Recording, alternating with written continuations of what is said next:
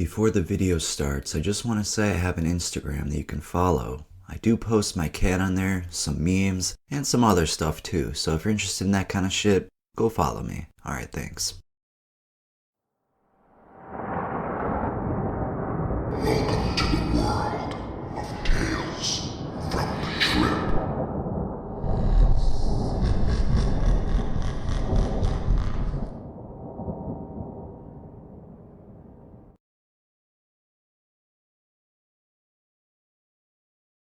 Hello everyone. I have started a fundraiser for the Cleveland Rape Crisis Center because it makes me really sad and angry about how many people suffer through these horrible crimes. If you could find it in your heart to donate a couple of dollars to this organization, that would be great. Whatever money I get from those donations, I will give to them. I myself am going to donate $100, and all the revenue I earn from this video will also be added on to that donation from me. I figured since I have a decently sized YouTube following, it would be the perfect time to help out this cause. Rape is no joke, and it happens way too often in this world, and it makes me fucking sick to my stomach. If we could help out just a little bit, it could mean the world to them. The link to the fundraiser will be in the description below. Thank you all so much, and let's get started.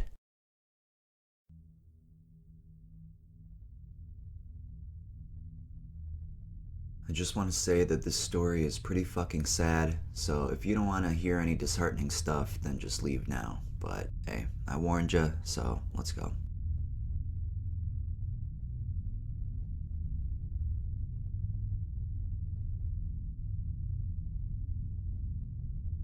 I am not a user of these substances. However, my partner of 1 year was an ex-junkie.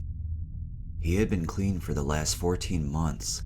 I use the term had because unfortunately, he used again and resulted in his death from an overdose, which caused a fatal brain aneurysm. I did not know about these substances until I came to this Heroin website. I am now much more informed than ever before and can recognize many of the symptoms described by other users and their experiences.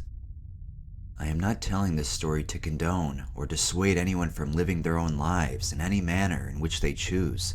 I just want to share this as an example, warning of what is possible. My darling partner, unbeknownst to me, had earlier in the morning injected himself with approximately 50 cc of meth. This info was verified by a friend who had been involved. Later that evening, we journeyed out of town to visit some of his friends. I am assuming that he connected while gone to the grocery store for cigarettes. And when he returned, we left to go out to grab a bite to eat. While awaiting the arrival of our meal, my darling and one of his friends went into the restroom and fixed approximately 30 cc of heroin. I do not know how much of this mixture was water and how much of it was heroin. I only know that a second syringe was found containing 30 cc of mixture later in his boot while we were at the ER. About 5 minutes after returning to our table in the restaurant, my honey looked at me, winked one eye, smiled, and then proceeded to nod out over the table. I was panic-stricken, and when I raised his head up off of the table, I noticed that his lips were blue. I immediately wanted to call 911, but his friend refused to do so, or allowed me to do so. I, in the meantime, was busy blowing air into my sweetheart's mouth with all of my strength, trying to get him to start breathing in a regular pattern. I had felt for a heartbeat, and thank God he had a strong one at that point in time. His friend then dragged my darling out into the car that we had arrived in, and his friend began to vomit all over the place. At that point, I knew something was definitely not right and begged my friends to please call an ambulance or someone. They again refused, and I know that it was because illegal drugs had been involved and they were all afraid. For several miles while driving down the highway, I continued to check my partner's breathing and heartbeat patterns for signs of change. We had traveled perhaps 10 miles when I noticed his breathing had ceased and his heartbeat was very weak and erratic. I screamed for his friends to stop the car, and that was it. I was going to call 911 whether they liked it or not. I kicked open the back door of the car and pulled my sweetheart out into the parking lot of a gas station, which was not an easy thing to do considering I only weigh 120 pounds, and proceeded to strip off his shirt and boots so that I could begin CPR more properly. On and off during the procedure, my partner kept vomiting, and so I kept having to stop the CPR to roll him over onto his side so that he did not choke on any of the vomit. It was an agonizing time while waiting the arrival of the ambulance. I kept alternating between screaming out to God to save him and trying desperately to perform CPR correctly. By the time they did arrive, my darling was not breathing on his own, and his lips and hands were turning the most frightening color of pale blue. The trip to the hospital was sheer agony for me, knowing that things were not going very well at all in the back of that ambulance. By the time we arrived at the ER, my darling was still not breathing on his own. By the way, the paramedics had administered 2 doses of Narcan to reverse the OD of the heroin. Always be honest with the medical personnel at this point. It could save a loved one's life. It didn't look like he was going to make it out of that ER alive. 45 minutes after arriving at the ER, the doctor had the unfortunate task of informing me that my loved one had in fact suffered a fatal brain aneurysm from the drug overdose and was too damaged to undergo any kind of corrective surgery. In addition, after a CAT scan and MRI were performed, I was told that there was no brain activity left at all. My darling sweetheart was transferred to a CCU bed and kept on life support and medications throughout the night.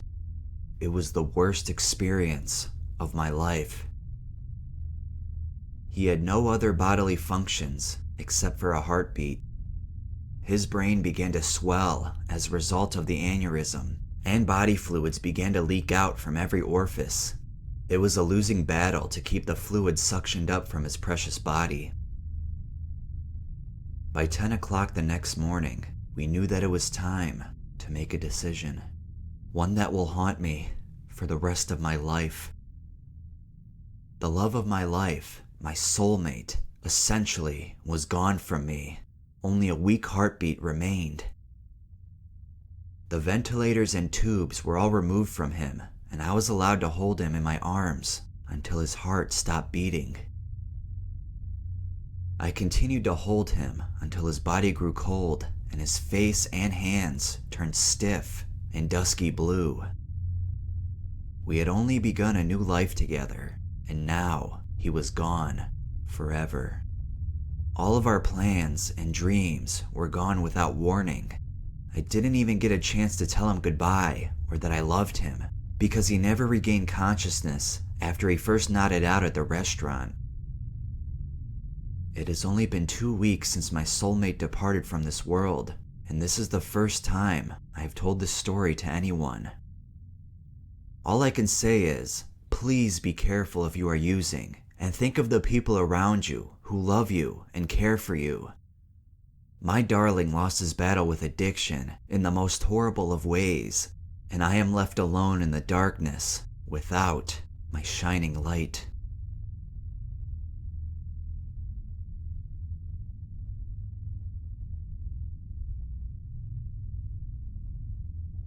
See, that story was pretty sad. Like I said, it's pretty hard to read that. It just hits close to home, That whole thing might have been avoided too if those friends would have called the ambulance right away instead of waiting how many minutes, like 30 minutes before getting on that road and stopping at the gas station. Like, come on, what kind of fucking people are those? I always read this in stories, like, or even people I've known in the past. They're like, if you go to the ambulance, or if you start dying, I'm not gonna call the hospital or anything. It's like, why? Because you're afraid you're gonna get caught? You want your fucking friend to die? You want to be charged for murder instead? All right, sounds good to me. Fuckers. I fucking hate these kind of people, dude. Oh my god. Well, that's all I have for today, dude. That just really hit close to home because my cousin recently passed in November, and I'm still not really getting over it. Like, I mean, I'm not really thinking about it a lot, but when I do, it's just like, it just gets really sad. Like, my mom sent me an old picture of me and her when we were like, she was like 4 and I was like 3 or something, 3 or 2. And it was just a really cute picture of us, and I just started bawling out crying seeing that, because it's just like knowing that she's gone. It's just tragic. I wish I could have done something, but I couldn't. It was too late.